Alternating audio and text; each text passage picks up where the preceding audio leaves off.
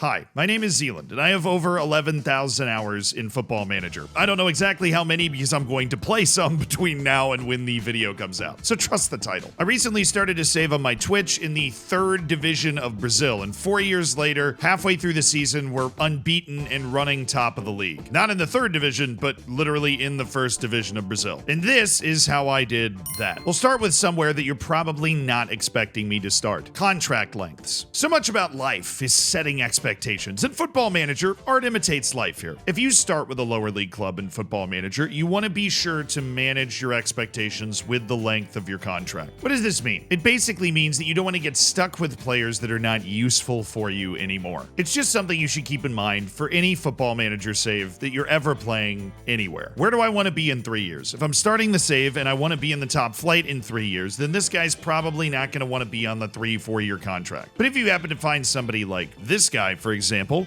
then you'll be willing to give him basically whatever contract you can possibly find because he's a dramatic improvement to the team. You see, Football Manager is very complicated, but it's possible to make all of these decisions very simple. What are you giving up?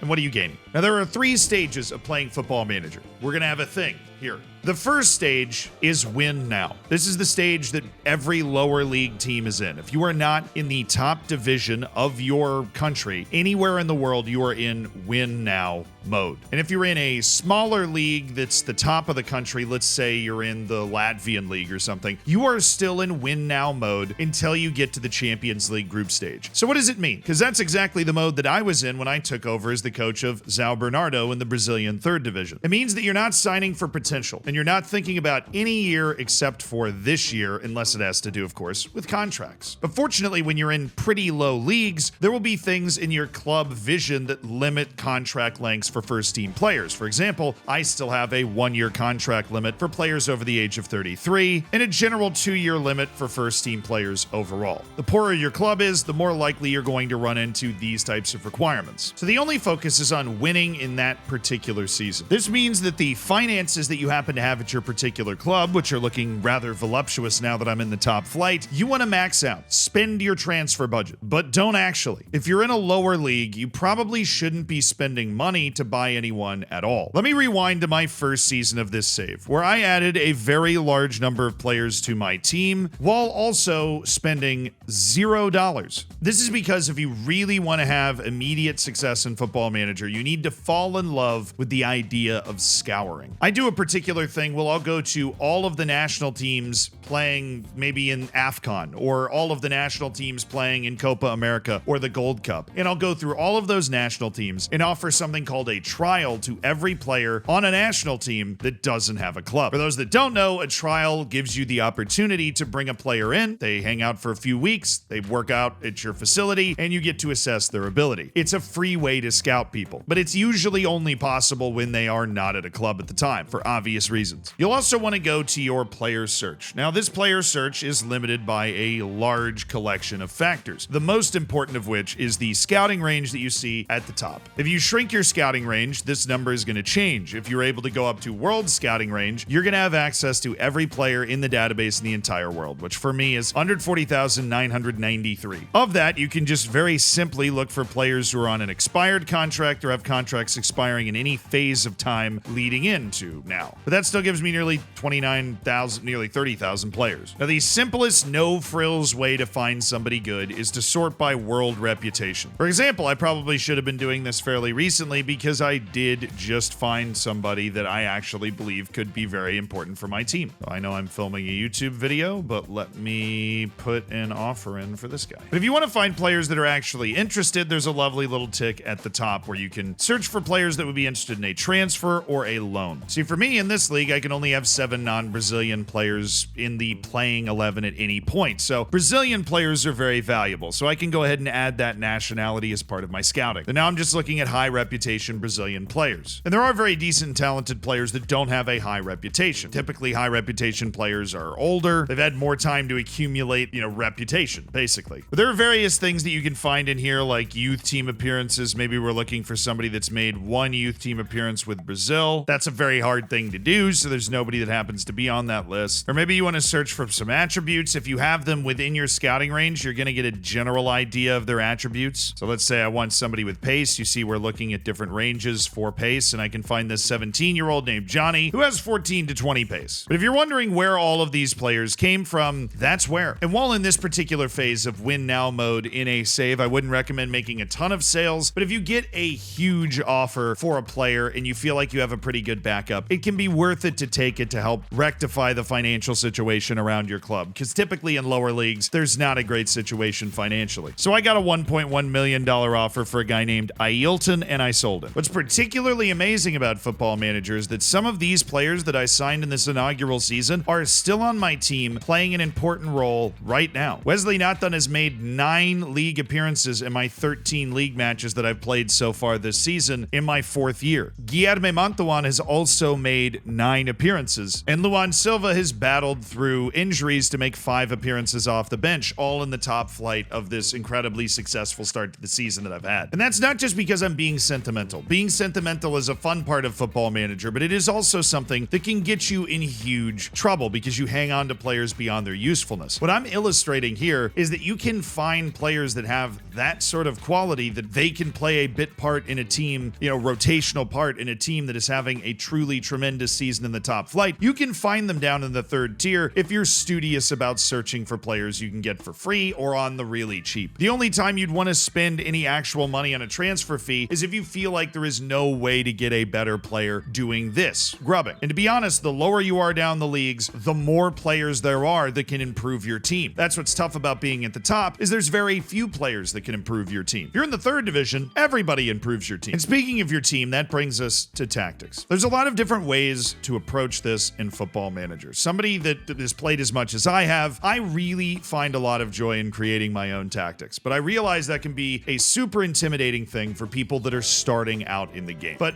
if you want to try it, here are a couple of firm things I want to set in place for you just so that you can have a good experience on FM. I always create my tactic based off of the talent I have disposable on my team. And then the only time I change that tactic over the course of the rest of the save is when I have another great player that comes available that doesn't really play a position that fits in my tactic or conflicts with another player in my tactic, so I have to create a tactic that can put both of those great players on my team. For example, the reason I'm in this particular tactic with an attacking midfielder here and a central midfielder here is Martin Tavra. Despite his downward arrows, came available, and I realized that he was a particularly good bargain at $400,000 from Sporting Cristal. The problem is I already had an attacking midfielder that I really liked, named Lucas Fernandez, who had carried me to a state championship. Brazil has those. And I had formerly played a tactic that looked a little bit more like this. But this tactic does not allow me to fit a couple of wingers that I like on my team into the tactic and fit Tavra and fit Fernandez, because neither of them can play down here. So instead of retraining them, I adjusted my tactic a little bit and found a balance where the playmaker's here and an attacking midfielder is here that worked the best. But outside of matching your tactic to your squad, what are some tenets you should pay attention to? First off, this analysis screen. You want to make sure that you're not leaving everything completely open. If there is a massive, large red spot in your tactic, that is an area of the field that you are not covering well. It is a great idiot-proof check to allow you to figure out if you're making a huge mistake. But things that you probably need. A higher back line. I'm not talking much higher. Higher will do. And if you have slow center backs, I recommend a standard. It is possible to win with a lower line in Football Manager. It is also harder. It's like the master course. You don't absolutely need this. You don't absolutely need this turned all the way up. But the vast majority of teams in real life also play with a high back line most of the time. They'll switch in certain situations to a lower back line, and that is fine. Giving the other team too much space to play in can be the number one reason that new people creating tactics end up getting screwed. You also always want to have get stuck in on. If there's a particular player causing problems or who's on a yellow card, you can go to your player instructions and tell them to ease off tackles. But you really want to have that hard tackling on. It just makes your defending so much better. In everything but very rare instances, you also want to have counter and distribute quickly on. If you're trying to kill a game off, you want to take those off, of course. And there are sorts of tactics, particularly heavy tiki-taka, and when you're playing up a couple divisions divisions in the cup or something, or against a team that's way better than you, that maybe you don't want to have that sort of stuff on all the time, but it will just create a lot more goals for you. And you want to have your tempo 1 or 2 ticks above normal. It is entirely possible, if you are playing against a much better team, or if you are the much better team playing a tiki-taka, to play with a tactic that is lower tempo all the time. But you will see a lot of people that play Football Manager the same amount of time that I do, or some people that have played it a lot more. They will usually have some sort of passing directness tempo relation that looks something like this. You know, if you're late in the game, you can go for something like that. But if you have those couple of things checked, you're going to be able to build a somewhat sound tactic that's going to give you a real fighting chance. And this isn't a tenet because everybody's going to build their own tactic and you can be successful without a single support role. Just don't be afraid of support roles and don't assume that they can't go scoring a lot of goals, because this tactic gets a lot of goals from the left wing and the attacking midfielder, even though they are on support. It just makes them a little less maniacal going forward. And there's one very common thing I see from people that are starting playing Football Manager. It's that they put everybody on attack and then they wonder why they can't build up play. But when you look at the play, it's because everybody's already gone all the way forward because they're on attack. There's nobody that's kind of hung back as you maintain possession to help build things. It is helpful to use your other tactic spots to develop variations off of these tactics. So for example, if I want to use another striker and get rid of my attacking midfielders, I can do this. And this is the original tactic that I used in the 3rd division. It's one of my favorite lower league tactics because you create a ton of numbers defensively and goals are a bonus. You get 2 talented strikers up there, you put pressure against bad center backs on the other team, and who knows what's going to happen. But you're helping out your own bad defense because you're in the lower leagues. They're going to be bad by just creating an absolute square of death for anybody trying to build an attack from the middle. You can have that one for free.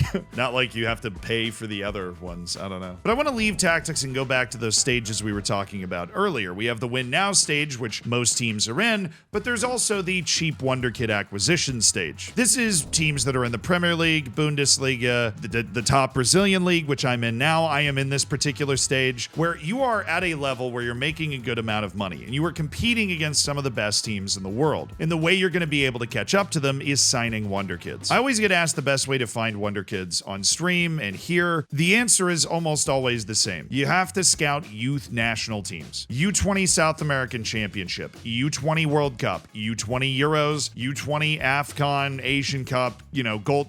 Anywhere. There is also a Wonder Kid 50 list. You should always look at every single player on that list to see how accessible they are. Obviously, you don't need to look at the ones on Bayern Munich or whatever because you won't be able to afford them. Maybe you can loan them if you're in the same league or something. But there will usually be a couple of guys on that list that, for example, in this save are still in the Tunisian league. And that presents an opportunity. Because on that list was a guy named Mortada Saeed, who at 18 years old, I spent $5 million for because I figured that I would definitely be able to get my money back on an 18-year-old who's in the Wonder Kid Top 50 list if I spent $5 million. He promptly won Player of the Month 2 consecutive months, his first 2 months in the Brazilian top flight. He has 23 goals in his first 38 matches, and there is already a large collection of larger European clubs that are interested in him, with news articles saying maybe up to $15 million as a sale. And given the balance of my club being the highest it's ever been in its history, $10 extra million would go a long way towards us maybe even building a new stadium, but upgrading our facilities and generally improving the overall situation at the club. For me personally, in Brazil, I'm putting a huge emphasis on developing the youth infrastructure because, well, it's Brazil and I could get some free amazing players if we have a great youth academy. So while most of the guys in the Wonder Kid list already played for Chelsea, Liverpool, PSG, Barcelona, this guy didn't. And that was the chance that I took immediately. Sometimes they're not 18, but that's okay because there's actually a reminders function in Football Manager where you can go to a date and create a note like sign Saudi guy. And then boom, I know when they turn 18, and that's when they're very likely interested in a potential move abroad. Depending on your international situation, you could sign them before their 18th birthday, but it's likely you'll end up in this situation. And then the third phase, as we go to our phases, is world domination. This is when you have the money, the facilities all sorted out. Everything's working in your favor, and your goal is to try and build the best team possible regardless of the cost. This means you can go to some of the biggest clubs in the world and try and poach their Wonder Kids if you think those Wonder Kids have a chance to be the best. This is a phase that you typically only get into later in saves when you've played a good bit of Football Manager, but it is the third and final evolution, like a Pokemon or something. While I'm not in that phase yet, I have done some amazing work over the course of these 4 years on Twitch to get this team here. But now that you've got all the conceptual basics down to go and tackle your own save, what is the most important thing to take your team from year 1 to year 4? It's player acquisition and team building. You can plug in a preset tactic here, and as long as your player acquisition is great and fundamentally sound, you're going to do very well. Now, what are some conceptual tips that I use to help find great players? Well, typically when you are scouting, like I was talking about earlier, looking for free agents, or if you're in the world domination phase, scouting the entire world. When you see a player initially in a scouting report, it is very rare that you are going to sign that player immediately. So what do?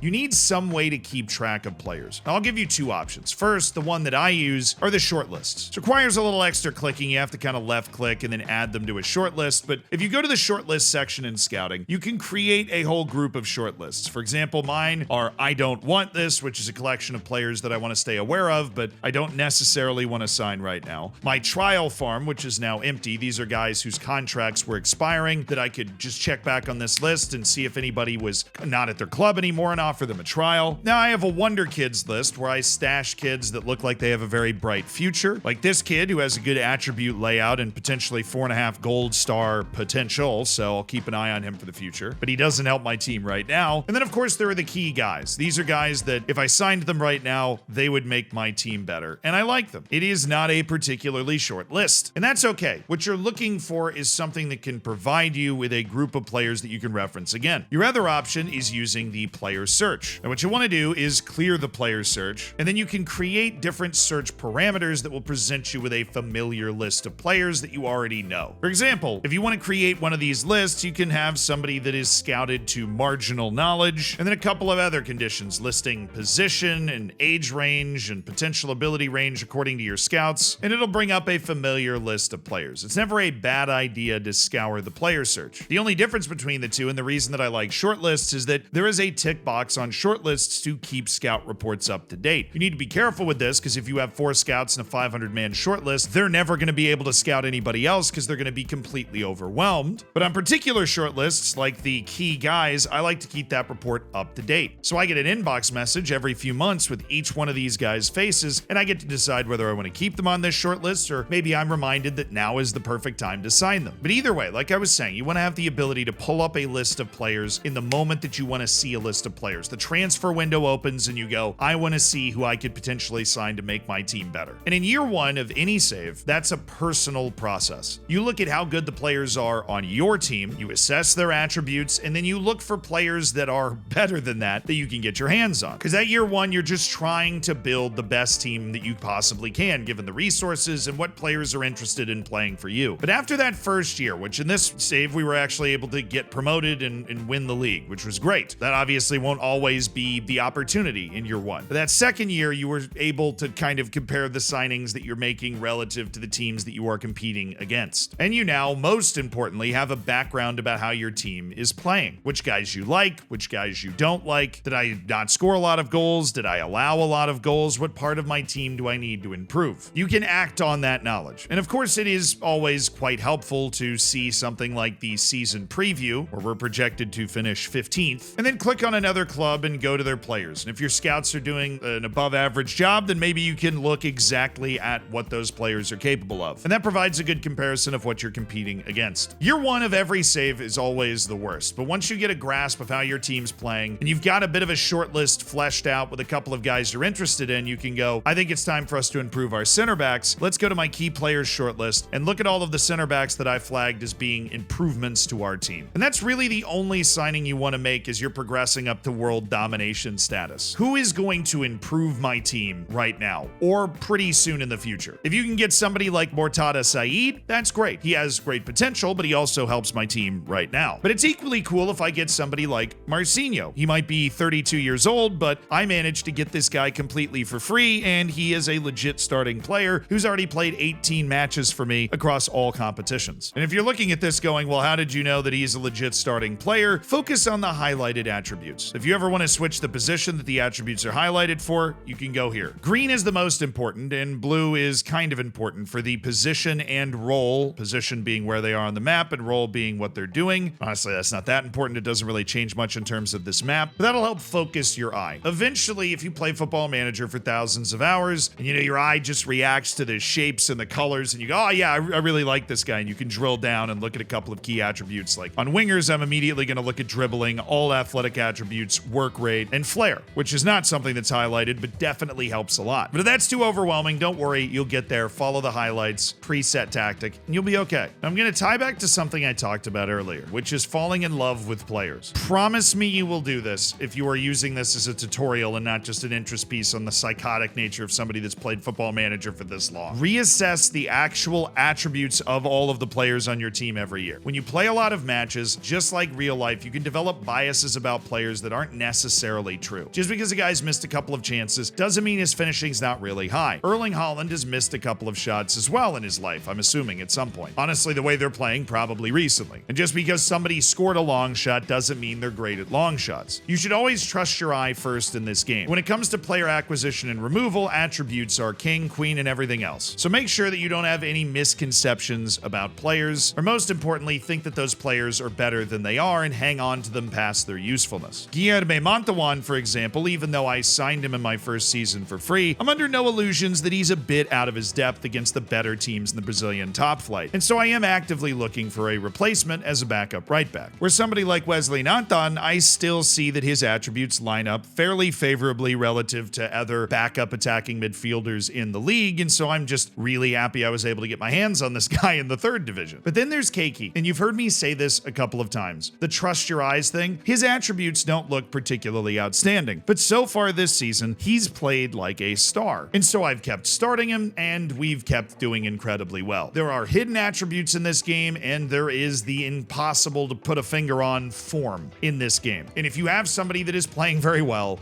particularly late in the season, if you're chasing something, you don't want to ask any questions. And even if there's somebody with way better attributes, if they're having a couple of bad games in a row, it's not a bad idea to pull them out of the team for one match, because that will, in Football Manager, actually send a message to them. That is a thing in the game. But I feel like you now have the tools to handle all of this fun player acquisition that'll create a transfer in, transfer out graph that looks like this over the first couple of years, and then you can tell when I made it into the top flight and had money to spend. Honestly, a lot of that was Saeed, but every single one of those top 5 signings that I made last year for serious money is still starting, playing regularly, backup goalkeeper. Okay, fair. That's a very good hit rate. But there's one more thing that I want to leave you with, is somebody that plays this game so much. This is where you win or lose matches almost as much as player acquisition itself. Your club atmosphere. Keep everyone happy. Do whatever you can. Avoid promises you know you can't keep, and avoid giving too many people star player, important player. Obviously, you can stretch this a little bit if you need to give another really good player, star player, to bring them into your team, but nothing will sink your ship faster than a couple people complaining about playing time and a couple people being upset they can't go somewhere else. I've got a bunch of videos about how to handle players that want to leave and go to other clubs, but the real simple explanation here is don't promise anything you can't deliver on, and make sure that you manage playing time. You can always check your happiness and sort by playing time to see people that could potentially be upset about their playing time in the future. And then you can go into their overall happiness and lower their expected playing time. And if you don't get a response, typically they don't have an agent. For some reason, this guy does have an agent, so we're just going to go ahead and drop Pedrinho down to fringe player, and now his playing time matches his playing time expectation. The better your team gets, the more willing players will be to accept lower playing time. It also depends on their personality, which is driven by their hidden attributes, so some guys are just jerks and they never will. It happens. But if Football Manager's always been too tough for you, or been beating you up, or whatever, that is basically everything you need to know to take a team from the 3rd division to contending in the top flight. If you have any more questions, you can obviously ask away in the comments. We have a very helpful community around here, or I'll see you guys on stream. And if you want to watch how I actually live set up a save and go through the process of familiarizing myself with the team, there is that video that is the first in this series, a series that shows off exactly how much time I've wasted and or had a lot of fun on Football Manager. I've had a lot of fun. I had a lot of fun.